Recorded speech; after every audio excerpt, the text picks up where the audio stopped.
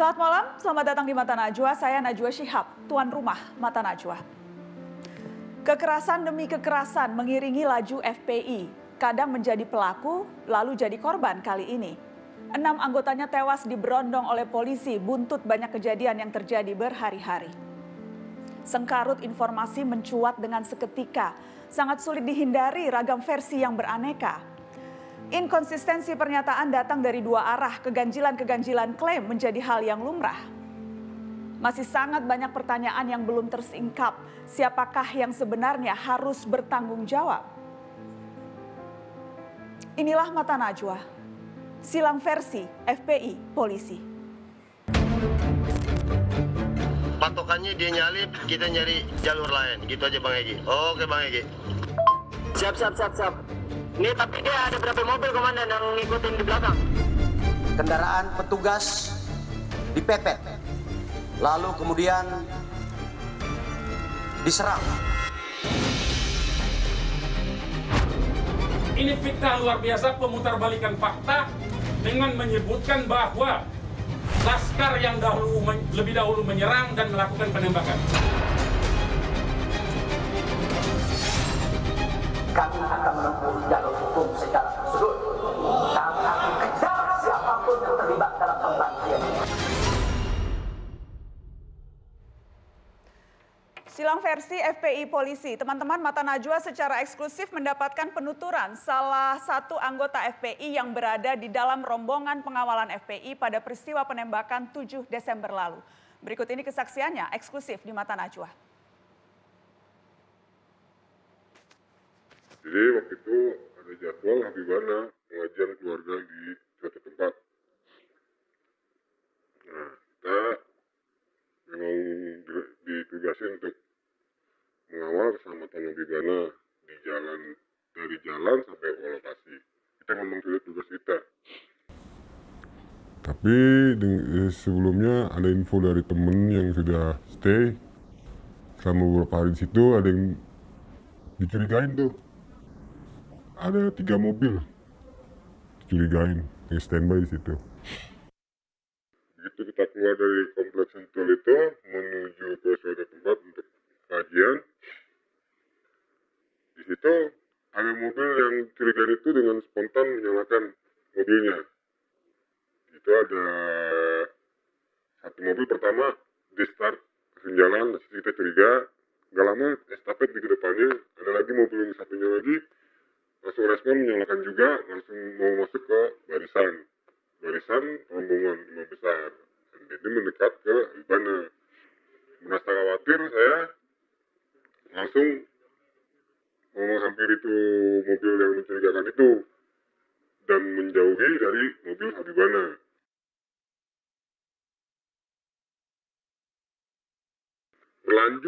Kita berlanjut sampai ke mau keluar tol ke Kerawang Timur. Di pas keluar ke Kerawang Timur itu pun mereka bermunculan kembali mobil-mobil yang tadi kita curigai dan kita usir. Sengaja kita perlahan akses dia untuk masuk ke barisan. Kita alihkan sehingga mereka nggak bisa ikuti rute yang Habibana tuju.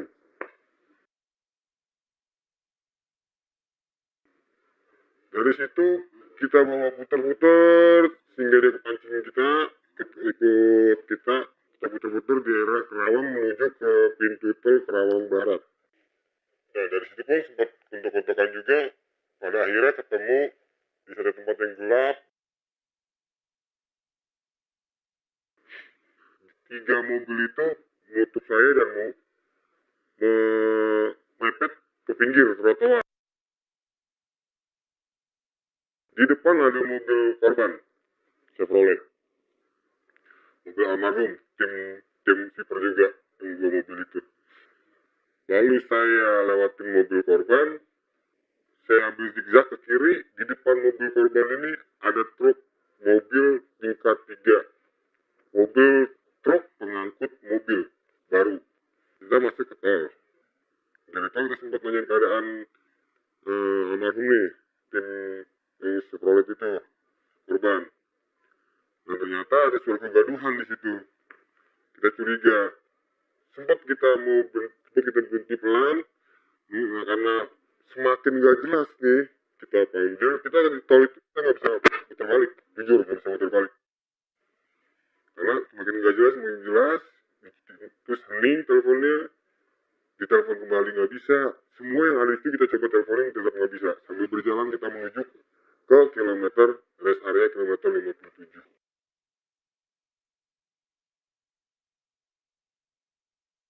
Dan untuk soal tuduhan itu kepemilikan untuk senjata tajam dan senjata api, itu tidak ada di kita.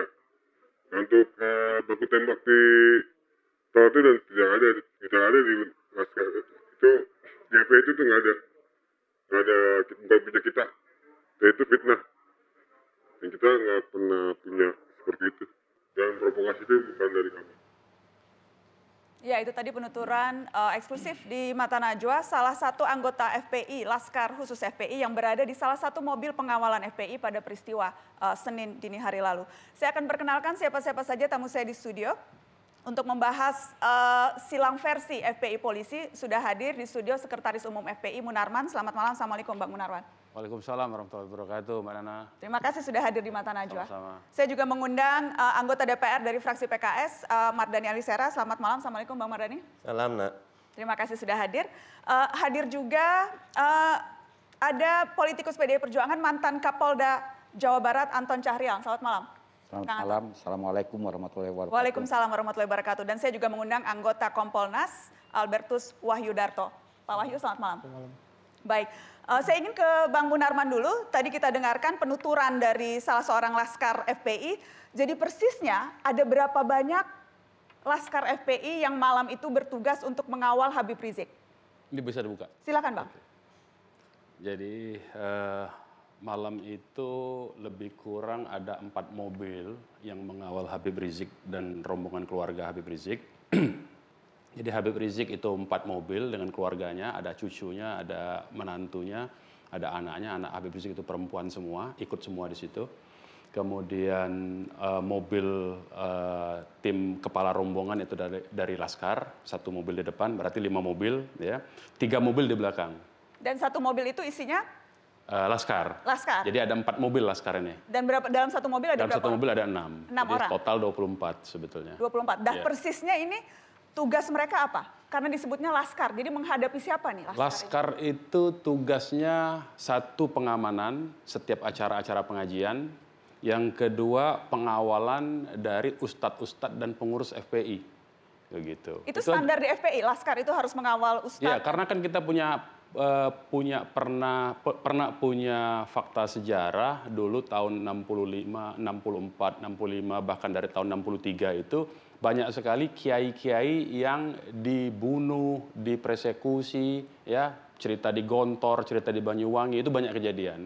Nah, belajar dari situ. Nah, apalagi misalnya menjelang waktu itu ada peristiwa Banyuwangi, Ciamis, semua ustadz-ustadz pesantren. Bahkan tahun 2019 itu di Bandung ada yang ustadz dari Persis 1 meninggal, tidak tahu siapa pembunuhnya dan orang gila. Nah, karena itu kita sejak awal FPI itu memang ada pengawalannya. Nah, pengawalan itu disebut Laskar. Dan mereka punya kemampuan khusus, mereka kemudian juga, kalau Laskar itu kan kata lain tentara. Jadi bawa senjata nih memang Laskar FPI. Oh tidak, itu Laskar itu hanya penamaan saja ya, untuk membedakan dengan anggota FPI yang biasa. Dan dengan yang biasa bedanya apa? Mereka memang dilatih khusus? Mereka berseragam saja. Jadi tidak mereka bawa alat senjata sama sekali? Tidak pernah, dan standar organisasi kita itu, bahkan di kartu anggota FPI itu dilarang membawa senjata tajam, senjata api, dan bahan peledak. Itu dilarang. Tapi Anda yakin, apakah Anda bisa meyakinkan publik bahwa pada malam itu rombongan Laskar yang berseragam, yang memang dilatih, yang tadi Anda bilang, memang tugasnya melakukan pengawalan, itu sama sekali tidak membawa senjata apapun?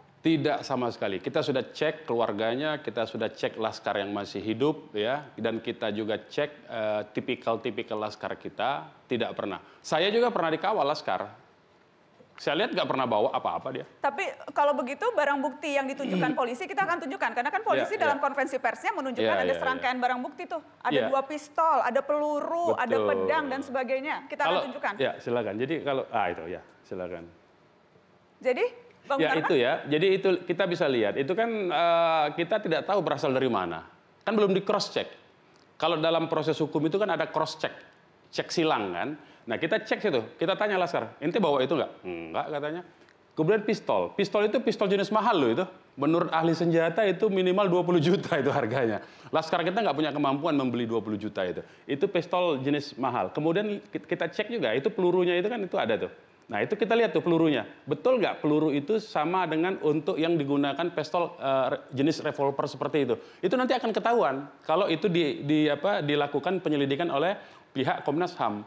Kalau sepenuhnya penyelidikan itu dilakukan oleh pihak kepolisian, ya kita nggak punya akses untuk cross-check. Itu saja soalnya sebetulnya. Bang Munarman, tapi yang jelas silang versi ini kan muncul salah satunya juga karena beredar voice note.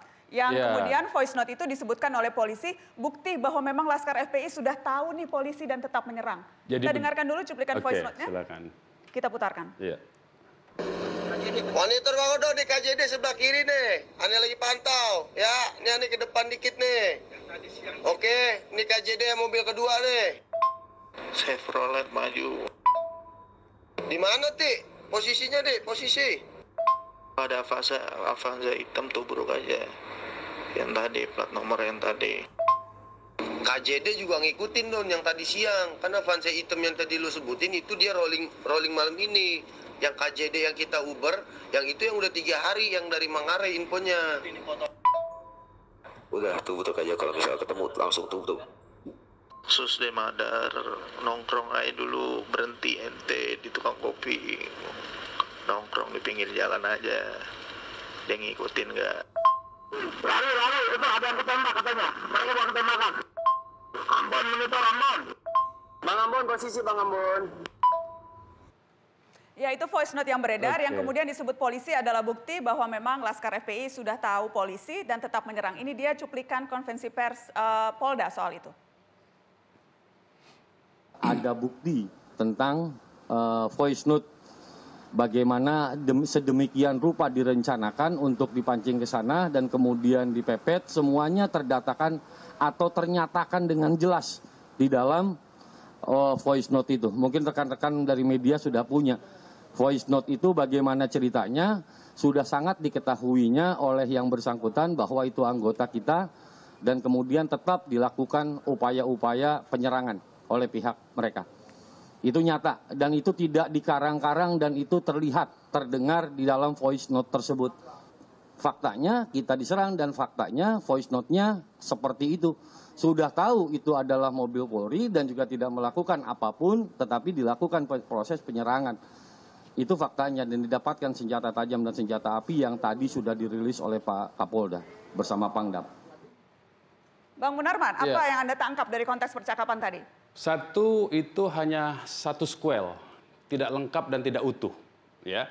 Jadi sebelum peristiwa yang disebutkan tadi di konferensi pers dan di cuplik tadi, itu ada peristiwa pendahuluannya, di mana ada mobil si penguntit ini melakukan manuver masuk ke tengah rombongan keluarga Habib Rizik, ya, melakukan katakanlah provokasi-provokasi, mobilnya memepet dan kemudian mobil tentu saja sebagai pengawal berusaha menjauhkan itu. Nah, percakapan itu dalam rangka menjauhkan mobil itu sebetulnya. Jadi jangan dikira itu serta-merta dia sudah tahu, tidak. Kalau memang itu katakanlah ya, kita ambil logikanya tadi polisi, katakanlah diumumkan oleh pihak Polda. Sudah tahu. Ya kalau sudah tahu, Boyan nunjukin surat perintah gitu loh. Kan gampang saja sebetulnya. Ini sekarang ini pertanyaannya yang perlu kita Tapi tadi ada kata-kata tubruk saja, tubruk. Itu Anda tidak lihat sebagai bentuk provokasi ketika tadi kita dengarkan sama-sama? Betul. Tapi itu saya bilang tadi, itu sequel di tengah itu. Setelah ada kejadian manuver-manuver. Ya, jadi artinya kalau dia mau melakukan manuver lagi dan terjadi tabrakan, ya tabrak saja. Dan sejak awal, apakah memang Laskar FPI tidak tahu bahwa itu polisi? Jadi begini, sekarang ini gampang saja ya. Kalau memang dia polisi itu kan ada 2 bagian yang tidak berseragam ini kan. Ada bagian intelkam, ada bagian serse. Kalau intelkam dia hanya full bucket istilahnya, pengumpulan bahan keterangan, ya kan? Nah, kalau pengumpulan bahan keterangan, apakah menyentuh fisik? Tidak, setahu saya. Karena saya sering berhubungan dengan orang-orang intelkam. Kalau reserse itu tugasnya penegakan hukum. Penegakan hukum itu kalau ketemu sama yang ditarget adalah mengeluarkan surat perintah. Saya diperintah, ini surat tugas saya, ya, Anda dipanggil atau Anda ditangkap, jelas. Tapi ini apa? Tugasnya itu apa? Tugas pokoknya yang menguntit ini. Disebutkan di dalam konferensi pers di awal, ya, bahwa dikuntit karena ingin diketahui informasi ada pengerahan massa untuk pemeriksaan besok. Habib Rizik bukan sedang menuju ke Jakarta, menuju keluar Jakarta. Dan urusan hukumnya itu sudah dihandle sama tim pengacara. Saya ketua tim pengacaranya. Kita besok itu sudah berencana untuk datang ke Polda Metro Jaya. Habib Rizik masih memerlukan istirahat. Kita mau memberikan surat. Jadi sampai kemudian kejar-kejaran, upaya menguntit dan sebagainya, itu Laskar FPI sama sekali tidak tahu dan tidak curiga sedikit pun ini polisi? Ya bagaimana di jalan tol. Ini sudah pernah kejadian terhadap seorang yang pernah kita ketahui bersama, yaitu bernama Herman. Ya, orang dipepet. Bagaimana kita meyakin? Kalau logika begini, kalau kita duga dia polisi, kita berhenti, tahu-tahu dia rampok, siapa yang tanggung jawab? Karena ada anak kecil, ada perempuan di situ. Kalau kita duga dia rampok, kita lakukan perlawanan, terbukti seperti sekarang, kita berusaha lari dari rampok, dari orang yang tidak jelas, ternyata dituduh, kita tahu. Nah ini persoalan ini kan tidak dihitung, seolah-olah sudah disiapkan, tidak ada. Jadi semuanya itu Laskar hanya bertugas menjaga. Orientasi dan prioritas utama dari Laskar FPI itu adalah menyelamatkan ustadz, menyelamatkan pimpinan FPI, menyelamatkan guru-guru yang ada di FPI. Itu standar kerjanya. Oke, ini yang jelas ini memang keterangan yang kita dengarkan langsung dari Sekretaris Umum FPI. Setelah ini kita akan putarkan dan gambarkan bagaimana rekonstruksi yang dilakukan oleh kepolisian. Dan kami juga masih ada satu yang eksklusif.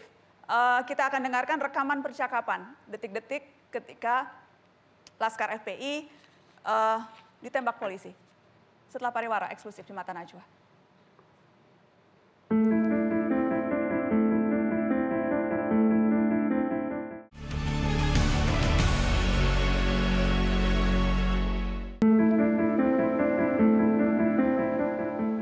Silang versi FPI polisi itu topik Mata Najwa malam ini. Mata Najwa memperoleh rekaman percakapan conference call yang menggambarkan bagaimana detik-detik saat penembakan terjadi di peristiwa malam 7 Desember itu.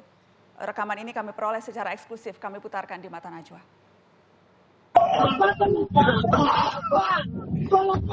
Kiri ya? Makan apa nih?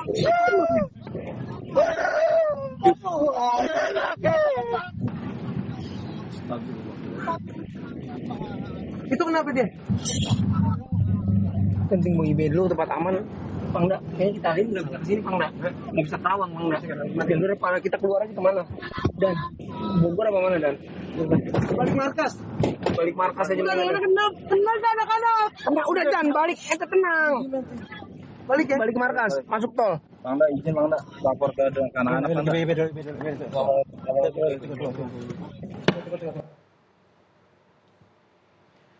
Bang Munarman, ini masih rangkaian peristiwa yang sama. Anda mengenali suara-suara di telepon percakapan itu? Iya, ini menurut keterangan yang Laskar kita yang pengawal malam itu yang masih hidup, ya, yang berhasil lolos tadi di mobil Avanza itu, ini menurut keterangannya adalah suara dari salah satu Laskar yang di mobil Chevrolet. Nah, kita tidak tahu persis karena ini perlu justru itu kita perlu tim penyelidikan ya. Kita tidak tahu persis apakah itu dalam kondisi yang jeritan awal tadi ya, teriakan awal tadi itu apakah itu kondisi sedang disiksa ya, yang kesakitan tadi. Nah, itu yang kita perlu telusuri. Tapi kita pastikan itu suara betul dari para pengawal yang malam itu hadir di lokasi kejadian begitu. Dan setelah suara itu apakah masih ada lanjutan cerita karena yang Mata Najwa peroleh hanya sebagian ini, apakah terputus? Itu terakhir. Jadi ini percakapan terakhir. Percakapan terakhir jadi itu bukan voice note tapi itu adalah rekaman semacam conference, telepon conference begitu ya, antara mobil kepala rombongan yang sudah tiba di lokasi tujuan sama mobil yang Chevrolet yang korban 6 ya, dengan mobil yang di KM 57 itu. Lebih kurang begitu tuh ininya, gambarannya di rekaman terakhir itu. Oke, sekali lagi saya tekankan ini adalah kronologis. Malam ini Mata Najwa silang versi, ini adalah kronologis dan versi dari FPI. Sekarang saya akan tunjukkan kepada Anda rekonstruksi yang dilakukan oleh polisi. Ini versi polisi.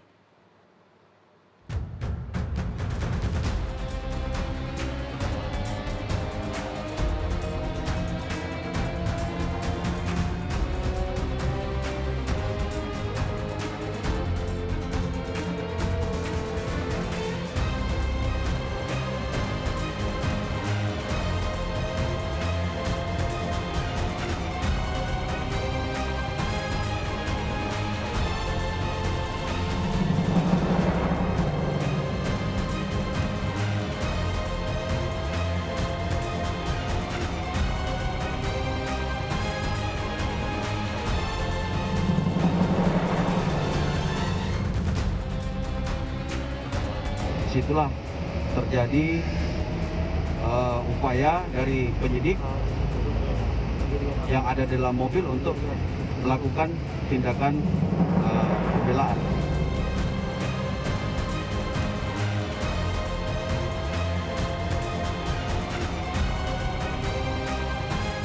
Memang benar terjadi penyerangan yang aktif menyerang ya dari kelompok itu dari awal.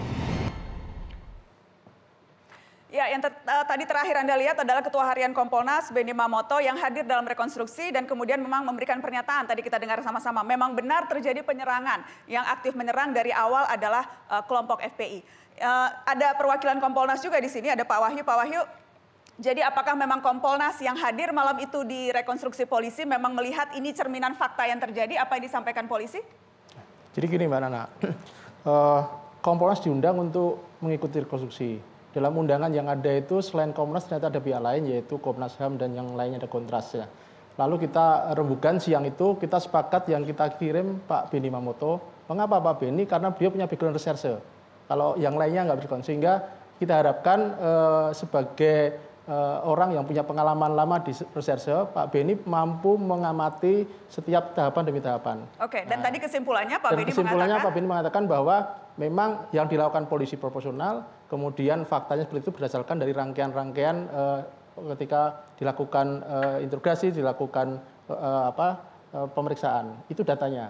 Nah, soal apakah benar atau tidak itu nanti proses lain. Tapi fakta di rekonstruksi kami Kompolnas melihat sesuai dengan SOP yang memang harus dilakukan. Jadi tidak ada SOP yang dilanggar, kesimpulan sementara dari pengamatan yang rekonstruksi itu menurut Kompolnas, polisi profesional menjalankan tugasnya, memang itulah yang dilakukan? Yang dilakukan. Memang ada beberapa catatan yang menjadi catatan kami untuk kami diskusikan, dan itu nanti akan kami lakukan evaluasi. Memang tugasnya Pak Benny datang ke sana bukan hanya untuk nonton, tapi juga melihat tahapan, juga evaluasi. Nah, apakah evaluasinya ini sedang kami lihat tahap per tahap, kami cek betul atau tidak sesuai dengan aturan yang ada, sesuai dengan fakta di lapangan, sesuai dengan itu sedang kita cek gitu. Oke, ada 4 titik TKP di rekonstruksi polisi. Saya ingin kita melihat satu persatu TKP-nya. Yang jelas di TKP pertama dalam rekonstruksi disebut ketika ada 4 laskar FPI keluar dan menyerang mobil polisi dengan senjata tajam.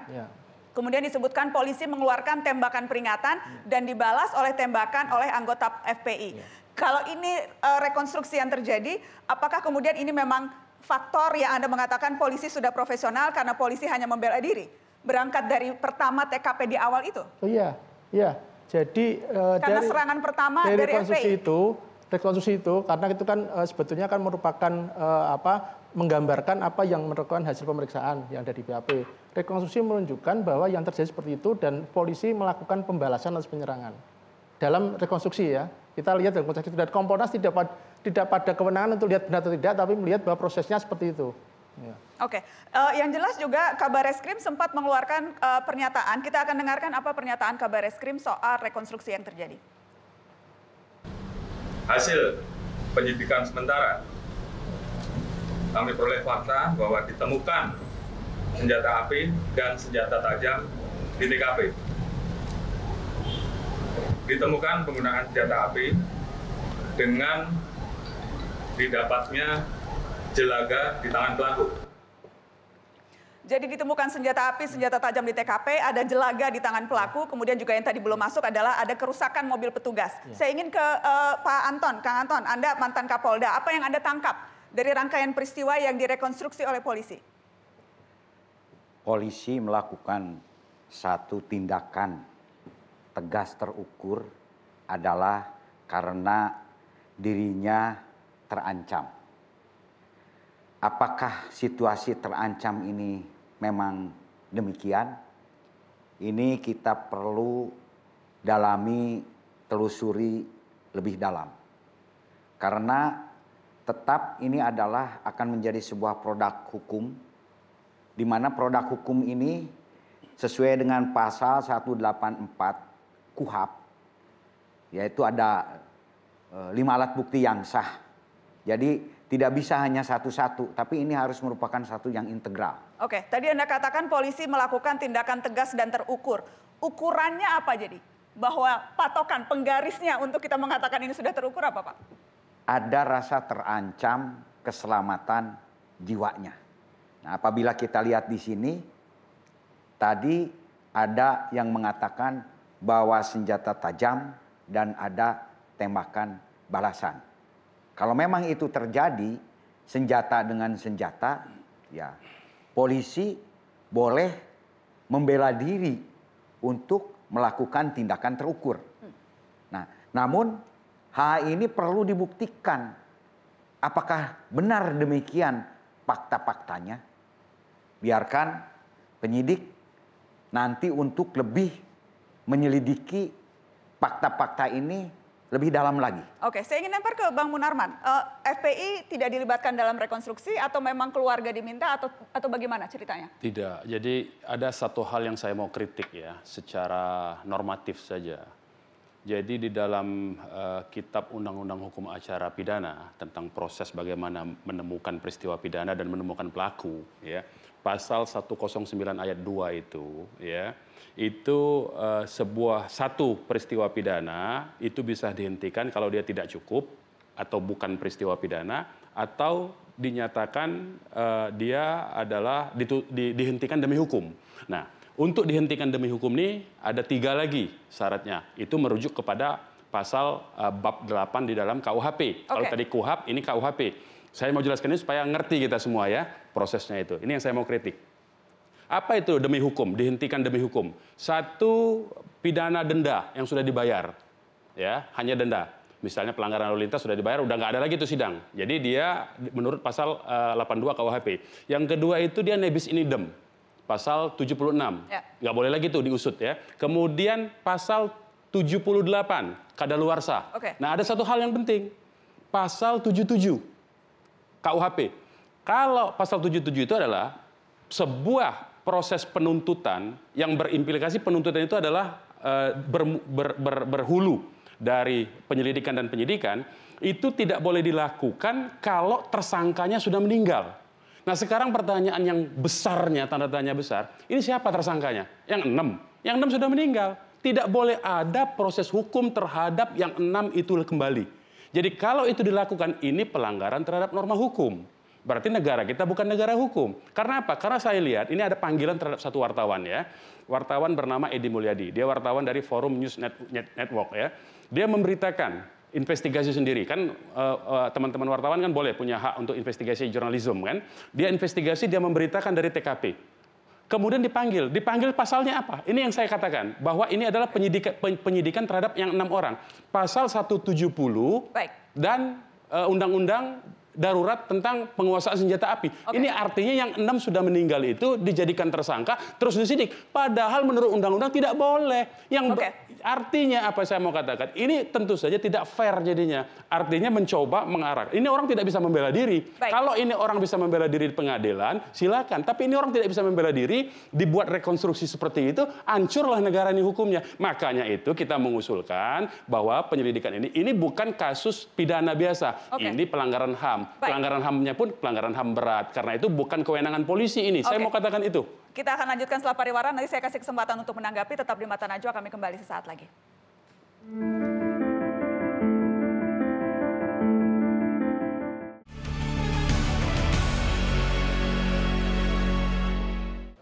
Silang versi FPI polisi, saya ingin minta tanggapan Kompolnas Pak Wahyu. Tadi dikatakan oleh Sekretaris Umum FPI Bang Munarman bahwa seharusnya Polda atau Polri tidak punya kewenangan untuk menyelidiki kasus ini karena ini seharusnya masuk kategori pelanggaran HAM berat, apalagi tadi disebutkan bahwa tersangkanya sudah meninggal dunia.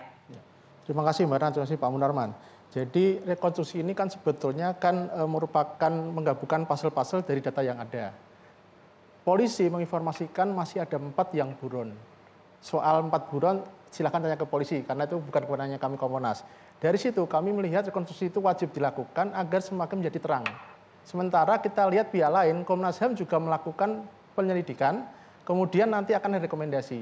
Menurut kami Kompolnas, apa yang kami lihat nanti akan digabung dengan apa temuan-temuan Komnas HAM dan temuan yang lainnya akan semakin membuat kasus ini lebih jelas.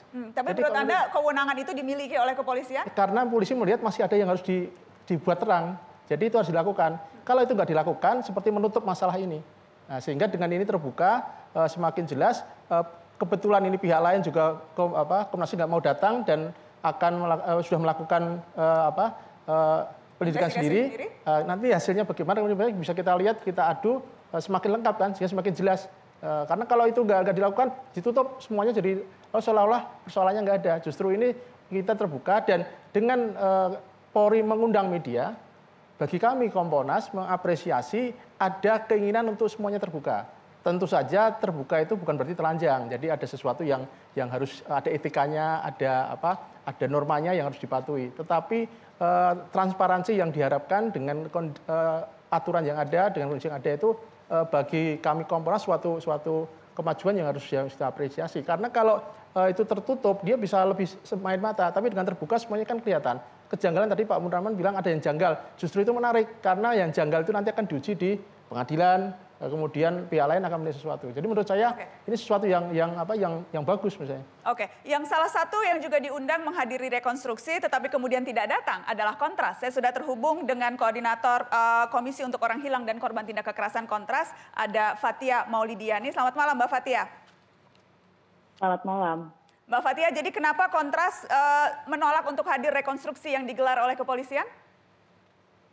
Ya, pertama memang alasan kami untuk menolak adalah terkait soal independensi, dikarenakan dari beberapa rekam jejak yang sudah dialami oleh Kontras juga, di mana sebenarnya setiap undangan-undangan terkait soal rekonstruksi peristiwa, seperti di 21-22 Mei, lalu juga ada di reformasi di korupsi dan lain sebagainya, itu tidak pernah membuahkan hasil yang memang sebenarnya menjadikan sebuah titik terang bagi masyarakat terkait soal situasi-situasi kekerasan yang dilakukan oleh pihak kepolisian begitu.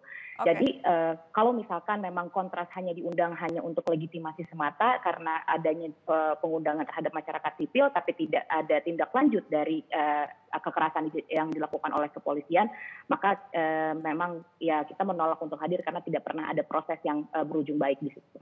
Oke, tapi kemudian kan tentunya Kontras sudah melihat nih dari media bagaimana rekonstruksi itu dilakukan. Apa yang perlu dicermati dari rekonstruksi polisi soal peristiwanya sendiri?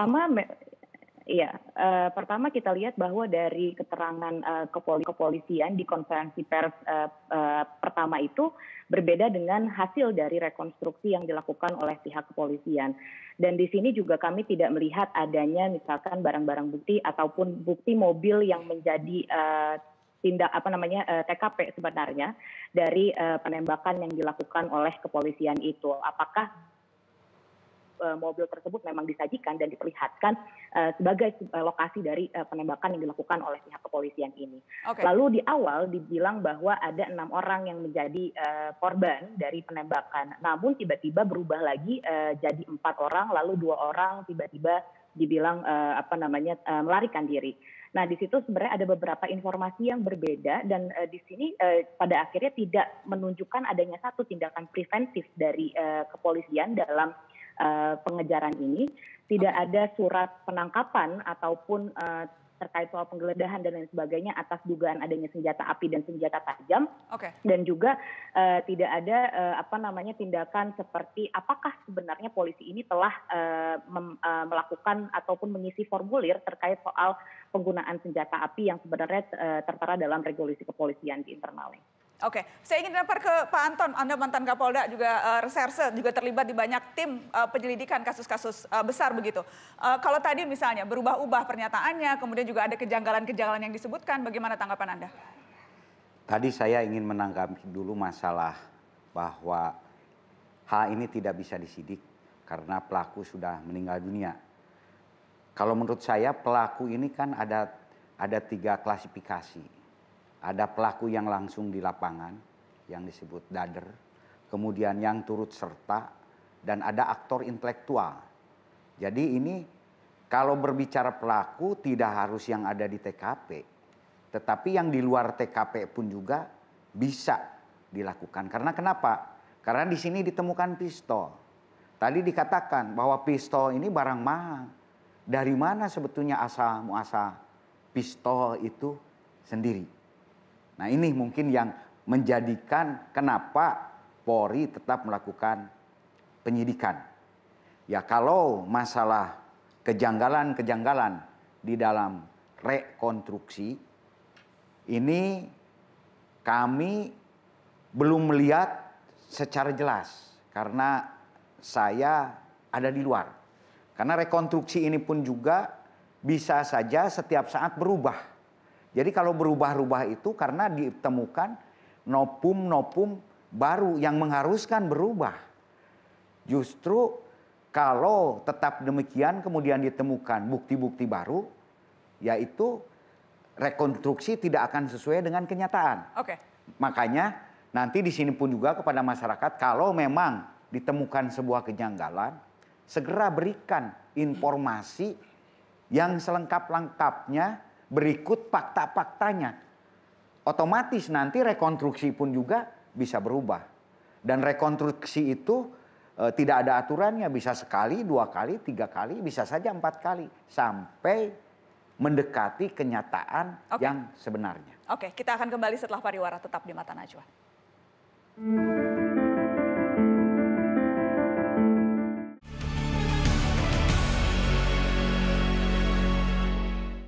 Teman-teman, kematian 6 anggota Laskar FPI memang masih menimbulkan teka-teki, terutama kalau kita bicara luka-luka yang terdapat pada jenazah korban penembakan. Mata Najwa memperoleh foto-foto 6 jenazah anggota Laskar FPI yang tewas dengan bekas luka peluru di tubuh. Foto-foto ini sengaja kami samarkan untuk menjaga agar tidak ada visual kekerasan di layar Anda. Tapi tim Mata Najwa sudah melihat, memeriksa, dan menemukan sejumlah fakta. Berikut fakta-faktanya.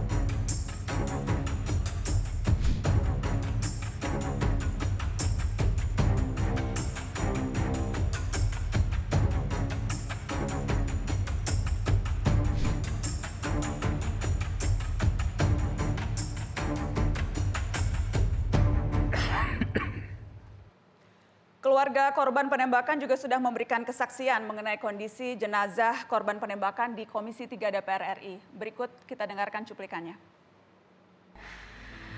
Ayah saya cerita sambil berderai air matanya sambil, oh ini benar-benar luka tembak tuh di dada ada 3. Di punggung itu luka robek seperti diseret, sampai dikafankan pun darahnya masih mengucur. Saya melihat sendiri pas dimandikan, menyaksikan itu kayak disiksa di punggung sini nih, kayak geseng Pak. Terus mohon maaf, kemaluannya itu bekas diinjak dan pipisnya bengkak biru dan tangannya sini terkelupas. Dan juga tembakannya itu dari jarak dekat 4 lubang sini Pak, nembus ke belakang semua Pak. Nauzubillah summa nauzubillah. Itu kesaksian di DPR dan di Mata Najwa juga tadi saya sudah perkenalkan hadir politikus dari PKS Bang Mardhani Alisera. Bang Mardhani, apa tanggapan Anda melihat rangkaian peristiwa yang terjadi sejak tanggal 7 Desember ini? Makasih Nak, bismillahirrahmanirrahim. Yang pertama ini kejadian luar biasa ya. Saya ikut Pilkada DKI, saya ikut Pileg dan Pilpres ya. Bahkan kemarin demo Undang-Undang Cipta Kerja tidak 1 orang pun yang meninggal. Ini 6 orang yang meninggal. Makanya saya sebut ini kejadian yang luar biasa. Dan karena itu perlu semua pihak betul-betul bekerja keras membuka ini sejelas-jelasnya. Bukan cuma kita ingin mengetahui siapa yang salah, tapi yang utama di mana letak kesalahan. Jawaban terhadap pertanyaan di mana letak kesalahan membuat kita tidak jatuh ke lubang yang sama 2 atau 3 kali karena presidennya luar biasa. Apresiasi Nana dan tim Narasi TV yang luar biasa. Tadi dengar yang nangis itu amat tadi dari adik ataupun dari orang tua, buat saya ini harus jadi pelajaran kita semua. Bersyukurnya Nana, DPR membuka diri. Kita tidak tutup-tutupi, semua dibuka. Saya juga apresiasi buat Kompolnas yang ikut mengawal, teman-teman kepolisian ya. Karena kalau ikut Undang-Undang nomor 2 2002 tentang kepolisian, tugas kepolisian itu mulia sekali nak ya. Tugas pokok A, memelihara keamanan dan ketertiban masyarakat. B, menegakkan hukum. Dan C, memberikan perlindungan, pengayoman, dan pelayanan kepada masyarakat. Sementara yang terjadi sekarang ini adalah 6 orang dengan faktanya tembakan-tembakan luar biasa. Tadi salah satu yang gelap buat saya nak, itu kejadian asumsinya mereka merampas. Ya, tetapi ada yang menarik ya, IPW bilang, kalau sudah ada tembak-menembak, kenapa tidak diborgol gitu. Padahal ini jelas kemudian dari ditangkap sampai ke rumah sakit Polri, apa yang terjadi? Oke, tapi khusus soal tidak diborgol kan polisi juga sudah menyampaikan penjelasan. Karena yang menangkap adalah tim surveillance yang memang tidak dibekali atau tidak membekali diri dengan membawa borgol. Jadi itu penjelasan polisi kenapa tidak diborgol ketika dimasukkan ke dalam mobil. Sehingga kemudian disebutkan lagi-lagi versi polisi, itu dicakar, dijambak, dicekek dari belakang polisinya sehingga kemudian dilakukan penembakan. Sekali lagi ini versi polisi. Monggo, makanya saya tetap apresiasi semua yang mau membuka diri. Apresiasi juga dengan kepolisian yang membuat rekonstruksi, bahkan Kapolda nanti membuat pernyataan. Buat saya semua harus dinyatakan karena sekali ada yang berbohong, sekali ada yang menutupi, maka ada ketidakjelasan. Saya punya sedikit data perbedaan keterangan teman-teman kepolisian sebelum dan sesudah rekonstruksi sama teman-teman FPI. Ya. Nah, makanya buat saya sekarang ini buka aja semuanya. Dengan apa yang paling menonjol dari yang Anda kumpulkan itu? Ya terkait tadi. Soal yang borgol tadi? Kalau yang versinya polisi ada yang bawa senjata. Versinya teman-teman tidak ada bawa senjata. Nah itu harus jelas duduk perkaranya di mana. Nah karena apa? Negara kita negara hukum. Dan saya mendukung semua pihak. Komnas HAM harus didukung sepenuhnya. Walaupun waktunya sangat pendek. Kami di komisi, teman-teman di Komisi 3, kami di DPR akan sangat betul-betul mengawasi tuntasnya seperti 6 orang itu luar biasa. Pileg pilpres saja tidak ada yang tertembak satupun gitu loh. Ini ada 6 orang, makanya saya bilang. Oke, tapi kan ada rangkaiannya. Lagi-lagi karena ini versi polisi ada rangkaiannya. Polisi melakukan tindakan yang tadi katanya terukur dan tegas itu karena sebelumnya sudah ada tembakan peringatan, tapi kemudian dibalas, kemudian ada provokasi dan sebagainya. Bagaimana melihat peristiwa ini kalau kita gabungkan dari versi polisi dan kemudian juga versi FPI? Bukankah kemudian ada penjelasan kenapa polisi melakukan tindakan? Saya masih menunggu detail laporan dari Kompolnas. Karena terhadap rekonstruksi Kompolnas mengatakan ada Komnas HAM. Komnas HAM mengatakan ada versi lain. Mereka menemukan proyektilnya, mereka juga sudah bertemu dengan keluarga, mereka juga sudah memanggil Kapolda. Kita dukung sesegera mungkin transparansi, akuntabilitas proses ini sampai harus ada penegakan hukum. Karena supremacy of law, equality before the law, due process of law harus betul-betul tegak dalam kasus yang luar biasa ini. Oke, tadi Anda sebutkan Komnas HAM. Setelah pariwara saya akan langsung berbincang dengan Ketua Komnas HAM. Apa saja temuan awal Komnas HAM atas peristiwa ini? Setelah pariwara, tetap di Mata Najwa.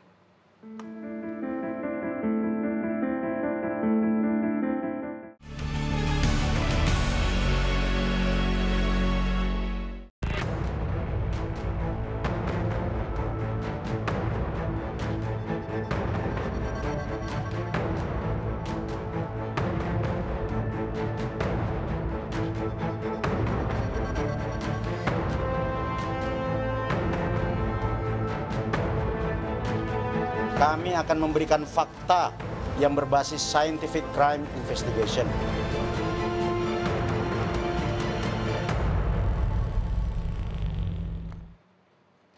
Komnas HAM juga turun tangan menyelidiki peristiwa penembakan 6 Laskar FPI. Apa saja temuan investigasi Komnas HAM sejauh ini? Saya sudah terhubung dengan Ketua Komnas HAM Ahmad Taufan Damanik. Selamat malam Pak Taufan. Selamat malam, Assalamualaikum. Waalaikumsalam warahmatullahi wabarakatuh. Pak Tovan, yang jelas ada beda klaim nih, ada beda versi. Versinya polisi seperti ini, versi FPI seperti ini. Apa yang dilakukan Komnas HAM dalam investigasinya? Ya, kami tentu saja mengumpulkan informasi, kemudian bukti-bukti dari kedua belah pihak ya. FPI pada kesempatan pertama, malam harinya kami sudah kirim tim bertemu dengan Ustadz Sobri Lubis, dengan Bung Munarman, dan juga ada beberapa keluarga di situ ya. Kemudian setelah itu tim kami turun ke lapangan, ada 3 hari lebih ya di lapangan untuk mencari bukti-bukti yang lain ya.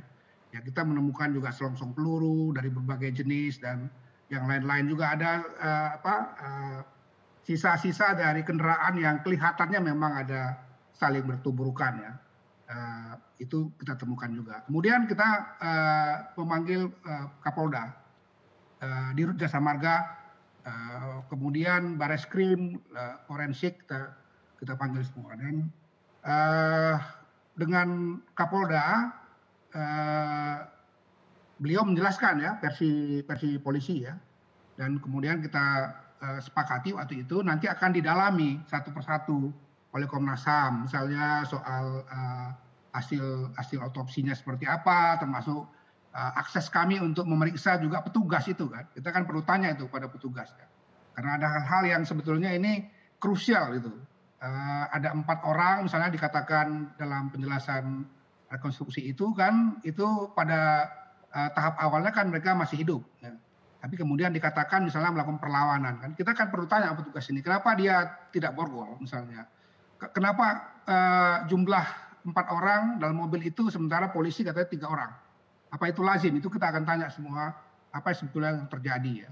Bukan berarti kita harus tidak percaya dulu, bukan, tapi kita ingin menguji apapun keterangan yang diberikan, termasuk yang dari FPI.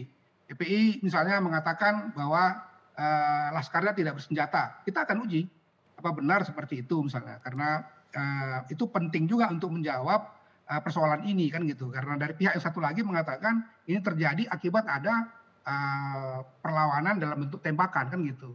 Sekarang kita uji apakah benar laskar ini bersenjata atau tidak, kan itu kan nanti kita harus tanya kepada para pihak itu dengan bukti-bukti lain yang kami kumpulkan. Nah, ada beberapa hal yang juga selain tadi soal senjata itu, misalnya juga ada pertanyaan harus dijawab. Yang pihak satu kan mengatakan mereka yang dipepet, gitu. Satu lagi mengatakan mereka yang dipepet. Sesungguhnya yang mana itu? Keterangan dari saksi-saksi lapangan memang belum sepenuhnya bisa menggambarkan mana yang sebetulnya terjadi. Ya. Termasuk jadi juga soal tadi saya katakan kenapa tidak diborgol dan lain-lain itu. Oke. Jadi ada banyak pasal-pasal yang masih kami kumpulkan, tetapi tentu saja itu butuh waktu dan ketelitian ya. Hari ini juga tim kami masih kembali lagi ke lapangan karena ada beberapa hal yang kami minta untuk dilengkapi lagi ya. Oke, Pak Tovan. Ya. Saya simpulkan jadi pertama yang akan Anda perjelas adalah satu, dugaan kepemilikan senjata api FPI, begitu ya. Kemudian juga tahapan penggunaan kekuatan tahapan penggunaan kekuatan polisi, begitu ya Pak. Yang kedua, yang ketiga kemudian dugaan penyalahgunaan senjata oleh polisi. Kemudian tadi Anda juga bilang, jadi penting juga membedakan mana baku tembak, mana yang tembakan, begitu ya? Itu hal-hal misalnya yang sedang ditelusuri oleh Komnas HAM. Apalagi ada keterangan-keterangan dari saksi-saksi di lapangan, memang yang satu dengan lainnya kadang-kadang tidak berkesesuaian juga ada. Misalnya satu saksi kami tanya, kamu dengar berapa kali tembakan? Dia bilang hanya 1 kali, tapi yang saksi lain mengatakan 2 kali, kan harus ada cross check ya. Apakah kesaksian mana yang benar misalnya? Nah, dari mana dia mendengar suara tembakan itu? Apakah dari satu arah yang sama atau dari 2 arah? Karena mereka melihat memang ada kendaraan yang saling berhadapan di situ. Itu perlu untuk menjawab sesungguhnya apa yang terjadi pada malam itu. Karena nanti akan terkait dengan apakah tindakan penembakan terhadap laskar FPI ini itu dia dianggap justified secara hukum atau enggak, kan gitu. Kalau enggak, dia berarti kan masuk kategori unlawful killing gitu. Dan itu tentu saja kita anggap sebagai satu pelanggaran hukum atau pelanggaran hak asasi manusia. Nah, tapi kita tentu jangan cepat-cepat mengambil kesimpulan sebelum kita mendapatkan bukti-bukti yang lebih komprehensif ya. karena terus terang ini masalahnya tidak hanya sekedar terbunuhnya 6 orang Laskar FPI, tetapi kalau kita cermati ini nuansa politiknya juga sudah semakin besar. Masyarakat kita semakin terbelah gitu. Komnas itu terasa kali. Ya, kita mendapat serangan hoax dari kiri kanan dan macam-macam itu. Jadi kita harus cermat menurut saya.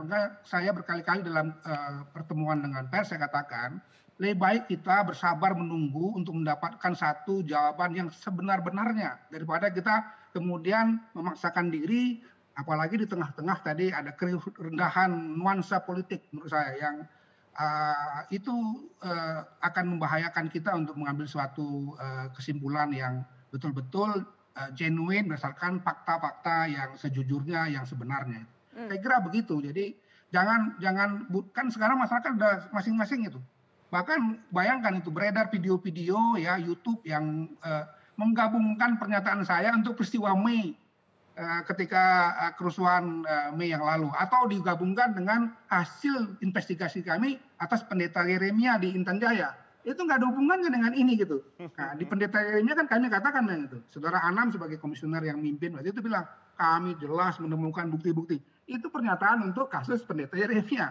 Untuk yang ini kan kita belum punya kesimpulan. Digabung itu sehingga orang katakan Komnas sudah menemukan bukti-bukti akurat tentang kebohongan polisi, kan itu berbahaya ya, karena sebaliknya juga begitu. Ada serangan lain, ini tidak kredibel karena ketua Komnas HAM ini HTI ini gitu. Dekat cendana segala macam, foto-foto disebarluaskan gitu.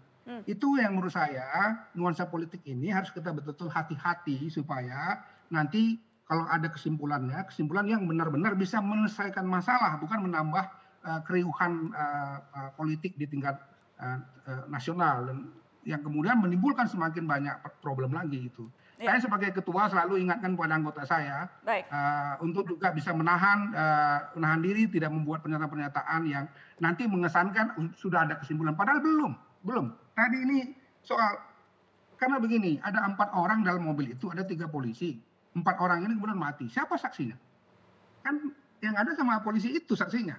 Jadi untuk menemukan ada saksi lain yang atau bukti lain yang bisa membuktikan sebenarnya yang terjadi apa, nah itu kan tidak mudah itu gitu. Ya. Jadi kalau kita sudah membangun satu kesimpulan sendiri berdasarkan rekayasa, dugaan dan macam-macam, itu tidak menyelesaikan problem kita. Problem kita serius dalam soal ini.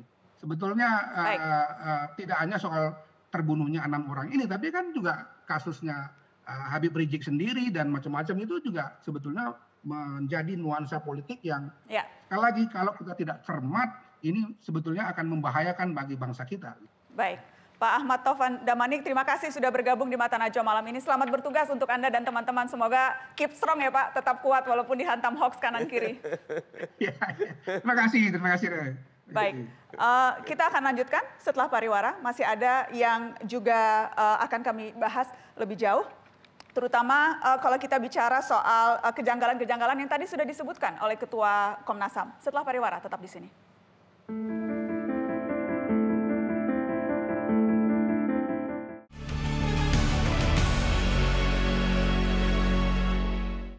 Silang versi FPI polisi. Saya ingin ke Sekretaris Umum FPI, Bang Munarman. Bang Munarman, sebelum masuk ke tanggal 7 Desember, adakah rangkaian peristiwa yang bisa Anda analisa atau Anda nilai yang memang memicu terjadinya peristiwa yang kita tahu sama-sama sekarang?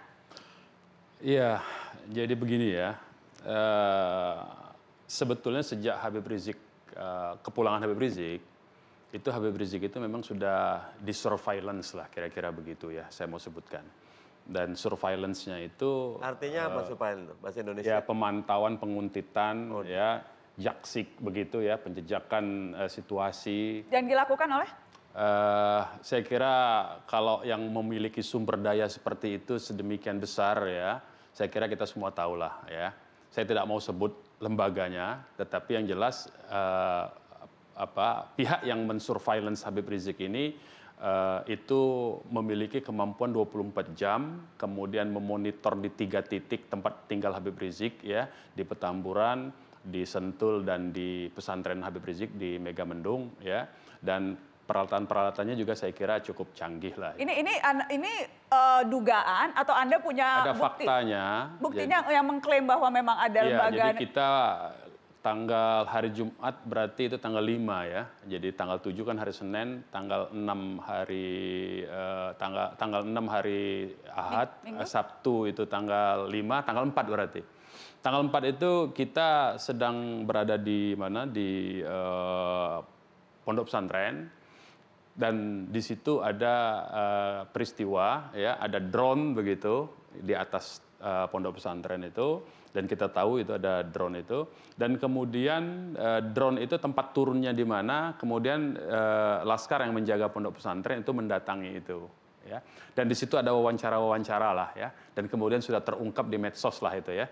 Nah, saya kira itu yang mengenai latar belakang itu. Nah, kemudian kita lihat, itu karena itulah sebetulnya Laskar kita tidak berpikiran bahwa yang menguntit Habib Rizik pada malam tanggal 7 itu ya, tanggal 6 ke tanggal 7 malam itu tidak memperkirakan bahwa itu tugas adalah aparat hukum, karena diperkirakan memang itu masih dalam konteks surveillance saja. Oke, tapi yang jelas Deputi 4 BIN Wawan Purwanto membantah bahwa lembaganya memata-matai Habib Rizik Syihab. Ini ada kita tunjukkan pernyataan yang sempat muncul di Antara, katanya hoax itu.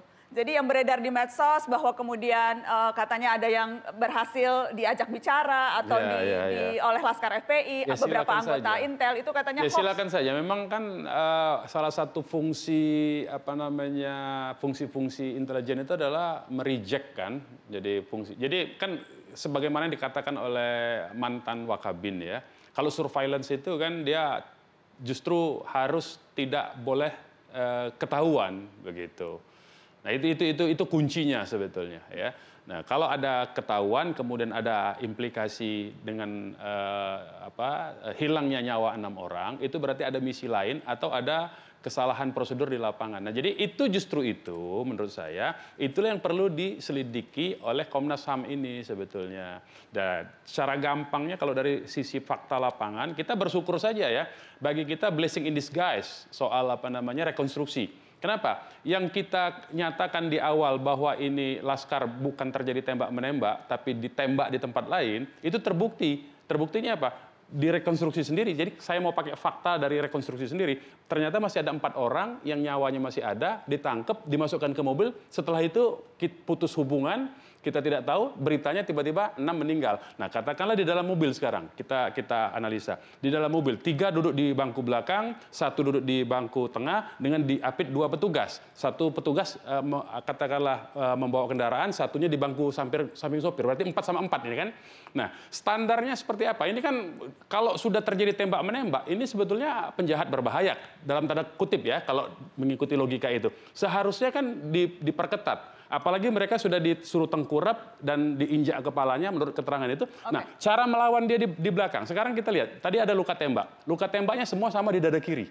Kalau terjadi perlawanan, berusaha merebut senjata, artinya posisi yang mau merebut senjata dalam posisi sebelah kanan. Jadi posisi di sini kan, senjata biasa taruh di sini kan, di sini. Kalau katakanlah petugas yang mau melumpuhkan, dia nembaknya kemana? Kalau ke sini kan kenanya di sini, di kepala. Kalau dia ini bangku, ini pembatas bangku, mencoba merebut, berarti ditembaknya ke sini kan.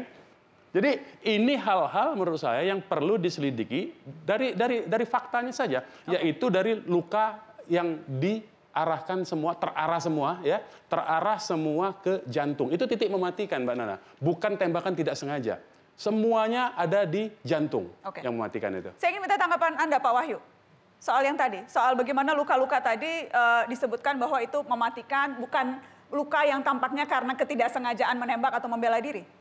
Posisi Kompolnas melihat rekonstruksi itu menceritakan hasil pemeriksaan. Apakah tadi Pak Munarman menceritakan ada kejanggalan dan kami ingin nanti cross dengan pihak lain. Jadi kami tidak pada posisi benar atau salah, tapi kami lihat tahapan-tahapan itu sudah berjalan dan itu disaksikan oleh banyak pihak. Artinya bukan hanya Kompolnas, media juga rekamannya ada, artinya nanti benar atau tidak saya kira akan diuji di lembaga yang memang tugasnya menguji benar atau tidaknya. Pak Anton, saya ingin minta tanggapan Anda. Kalau kita melihat dari rekam jejak FPI, Bang Munarman harus kita akui rekam jejak FPI itu bukan tidak bersih-bersih amat dari unsur kekerasan. Ada beberapa peristiwa di mana FPI menjadi pelaku kekerasan. Dan sudah dipertanggungjawabkan. Pelaku kekerasan. Karena sudah dipertanggungjawabkan, itu poin pentingnya. Tapi ya. itu rekam jejaknya ada dan iya, kemudian tapi melekat. sudah dipertanggungjawabkan secara hukum ya. Karenanya saya ingin tanya ke Pak Anton, apakah misalnya sepak terjang FPI ini, apakah itu juga menurut Anda mempengaruhi bagaimana sikap aparat dalam mengambil tindakan? Ya, saya kira ada sebab dan akibat.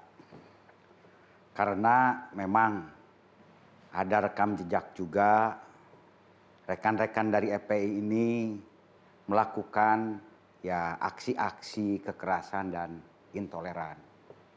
Yang juga cukup disesalkan, kadang-kadang juga agak menantang. Bahkan ya mungkin terkesan meremehkan. Meremehkan siapa ini? Menantang siapa? Ya menantang petugas, meremehkan negara gitu kan. Seperti kayak kemarin sebetulnya. Kan banyak yang bertanya, kenapa ini tidak? Ini diungkap kasusnya. Karena kan sudah diingatkan, tetapi malah ada hal-hal yang ya mungkin kata-kata yang kurang pantas, baik kepada TNI maupun kepada Polri. Justru dari kejadian ini, kita nanti jangan lagi ada silang versi, tapi harus saling menghormati, ya, saling menghargai. Dan memang rekam jejak itu ada. Kalau saya bacakan banyak sekali. Saya ingin bacakan apa yang misalnya disampaikan oleh Ketua Harian Kompolnas, rekan Pak Wahyu, Pak Beni Mamoto, yang menyebutkan ada 37 ex-anggota Front Pembela Islam yang bergabung ke organisasi terlarang, yang bergabung di Jemaah Ansarut Daulah, ada di Mujahid Indonesia Timur. Saya kutip juga yang mengatakan bahwa ada yang berakses senjata ke Filipina Selatan, Aceh, ada anggota FPI yang melakukan pengeboman Polresta Cirebon, ada yang menyembunyikan Nurdin M. Top, ada yang merakit bom. Ini data-data yang kemudian disebutkan yang rekam jejak yang dilakukan oleh FPI. Iya, itu kan tindakan personal. Kalau kita menghakimi itu, menganggap itu bahwa itu adalah kebijakan organisasi, bagaimana dengan tindakan korupsi yang dilakukan oleh para pejabat negara? Apakah bisa disebut negara itu disuruh untuk korupsi? Bagaimana tindakan-tindakan dari aparat negara yang lain yang melakukan pelanggaran hukum? Apakah itu ada doktrin untuk itu? Itu kan tidak bisa bagaimana misalnya ada satu organisasi yang kemudian di dalamnya itu ada oknum-oknum yang dia bertindak atas nama diri sendiri, tidak terkait sama sekali, dan dia sudah lepas dari organisasi, itu apakah itu dibebankan ke organisasi? Tidak.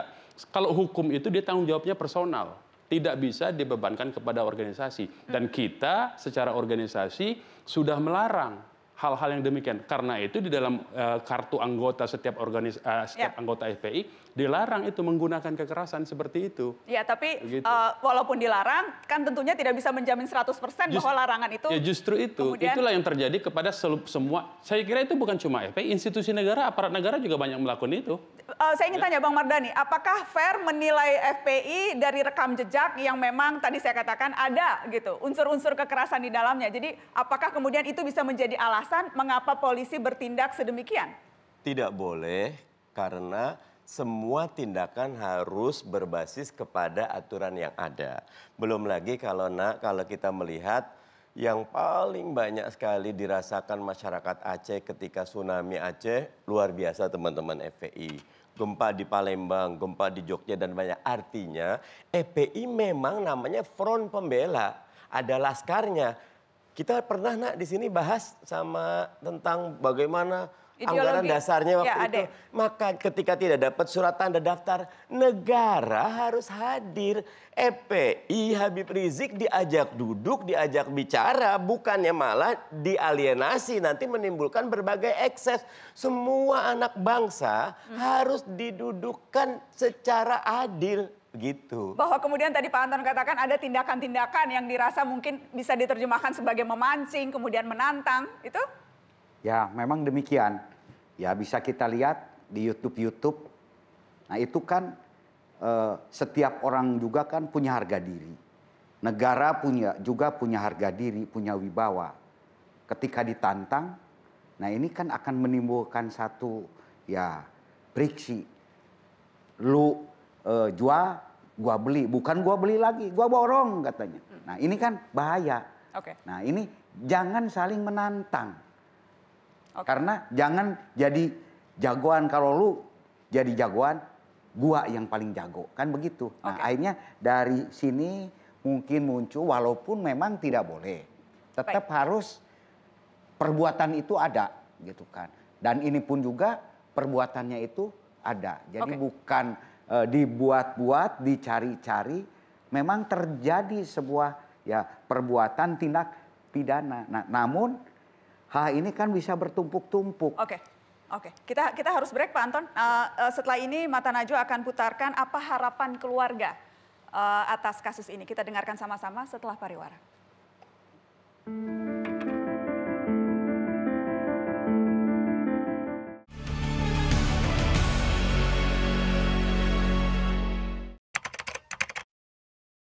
Komunikasi terakhir yaitu hari Minggu siang. Komunikasinya itu minta uang untuk ganti oli motornya. Itu doang. Kan cuma ngelatih bola itu paling buat jajan buat apa. Semuanya kebutuhan dia itu masih minta sama orang tua. Jajan, beli permen, beli es pun minta sama orang tua. Paling 10.000 kasih. Alhamdulillah itu dia sehari aja cukup. Kalau yang saya harapkan sama pemerintah, mudah-mudahan bisa mengusut tuntas dan minta keadilan yang seadil-adilnya. Minta keadilan yang seadil-adilnya. Bang Mardhani, bagaimana harusnya negara bersikap ke keluarga korban? Apakah memang ada suasana dilematis? Anda lihat bagaimana menempatkan penembakan ini sebagai pelaku atau sebagai korban itu yang membuat gamang? Tidak, harus jelas kasus penembakan ini kejadian luar biasa. Korban 6 ini harus dibuka seadil-adilnya dan keluarga korban yang tadi berharap keadilan harus dipenuhi oleh negara. Keadilan itu dasar dari NKRI kita.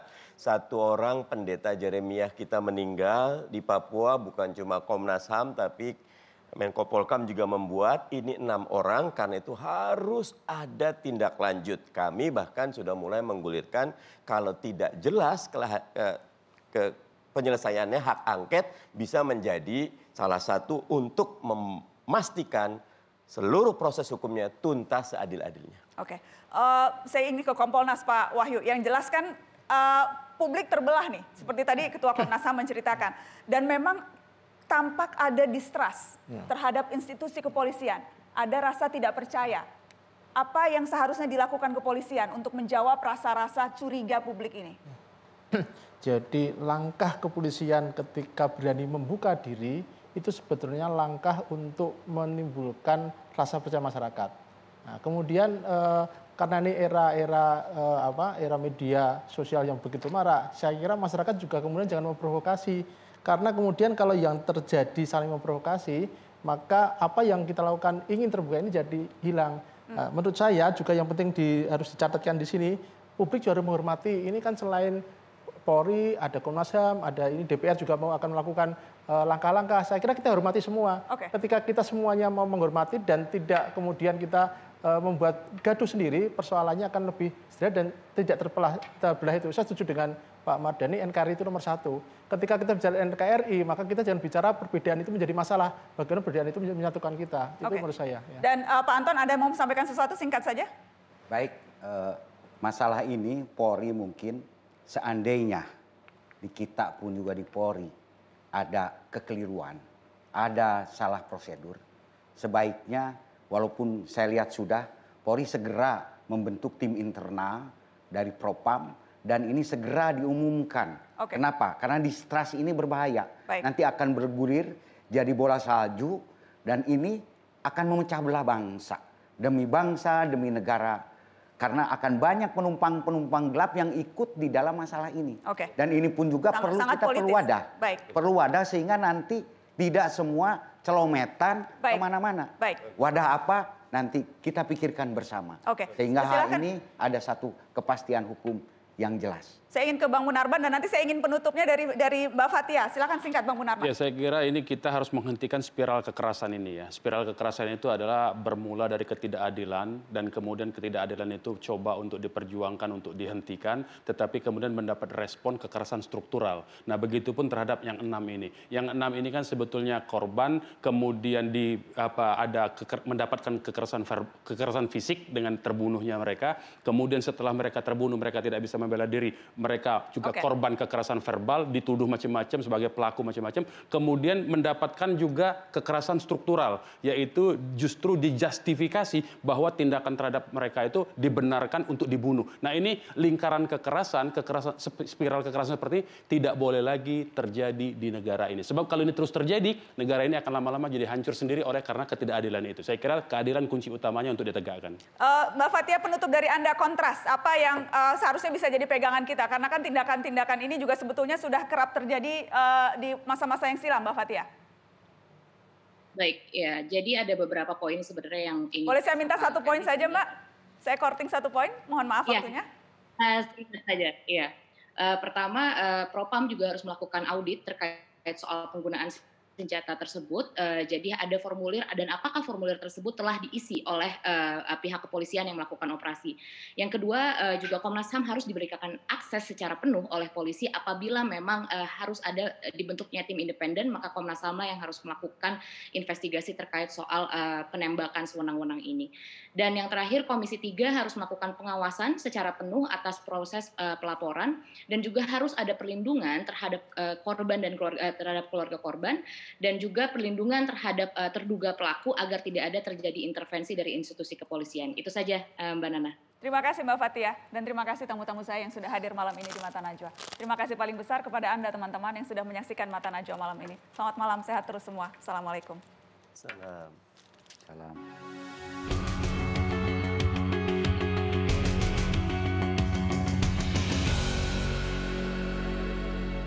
Kekerasan tidak pernah bisa menuntaskan persoalan, hanya memicu balas dendam yang menjelma lingkaran setan. Amat penting menjauhi retorika yang mengobarkan api. Segenap pemimpin wajib menjaga lidahnya sendiri. Negara memang wajib mencegah yang mungkar sedari hulu. Ujaran kebencian dari kubu manapun perlu diburu. Janganlah mendiamkan jubir kebencian merajalela atau justru berkongsi saat punya agenda bersama. Hukum semestinya tegak dengan adil tanpa pandang bulu. Siapapun yang melanggar tak boleh dibiarkan berlalu. Kebenaran tidak pernah pergi kemana-mana. Niscaya menunggu yang berhasil menyingkap tabirnya. Terlalu banyak misteri dalam penegakan hukum kita. Jangan sampai keadilan makin terasa jauh dari semua.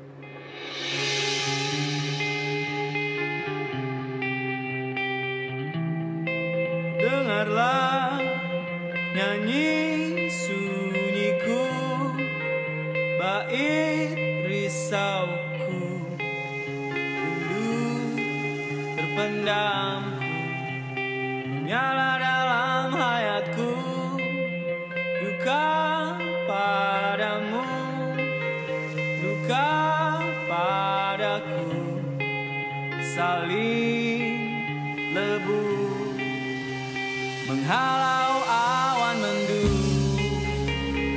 Kemanusiaan itu seperti terang pagi, rekakan harapan, menepis kabut gelap. Niatkan kunjung terkepal, bekik menebal terjadi.